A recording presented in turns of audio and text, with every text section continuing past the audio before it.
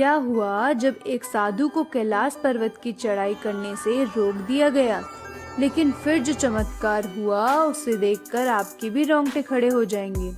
नमस्कार दोस्तों, वीडियो शुरू करने से पहले जो भी महादेव के सच्चे भक्त हैं, एक बार सच्चे दिल से कमेंट बॉक्स में हर हर महादेव जरूर लिखिएगा।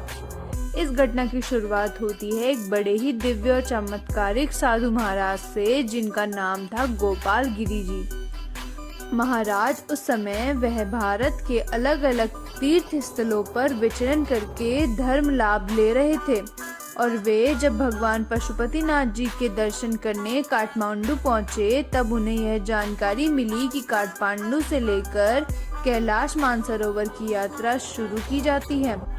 गोपाल गिरी जी महाराज का बचपन का सपना था कि वह कैलाश पर्वत की परिक्रमा करें। मौका भी अच्छा था और इसे भगवान की मर्जी मानकर वे यात्रा की ओर आगे बढ़ गए।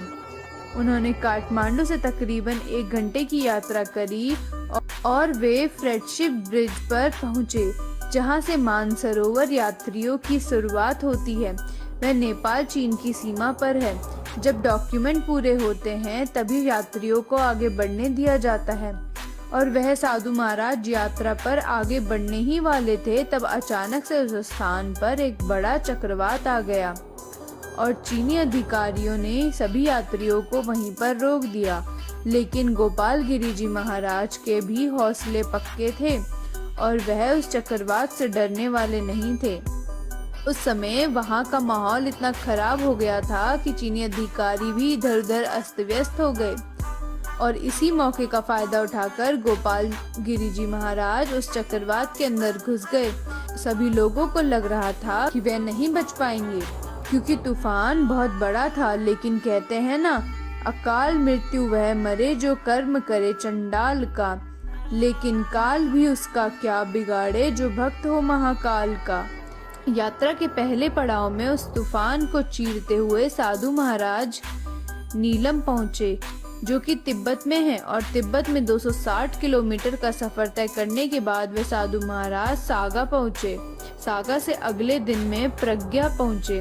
तब तक तूफान बहुत कम हो चुका था, लेकिन उन साधु महाराज को यहाँ तक पहुँचने के लिए बहुत मुश्किलों का सामना करना पड़ा। इसके बाद महाकाल की कृपा से अगले दिन में साधु महाराज कैलाश मानसरोवर पहुँच गए।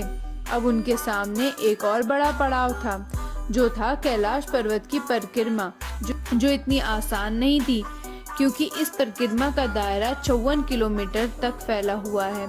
लेकिन हर हर महादेव के जयकारे लगाते हुए उन्होंने इस परिक्रमा को भी 6 से 7 दिनों में पार कर लिया।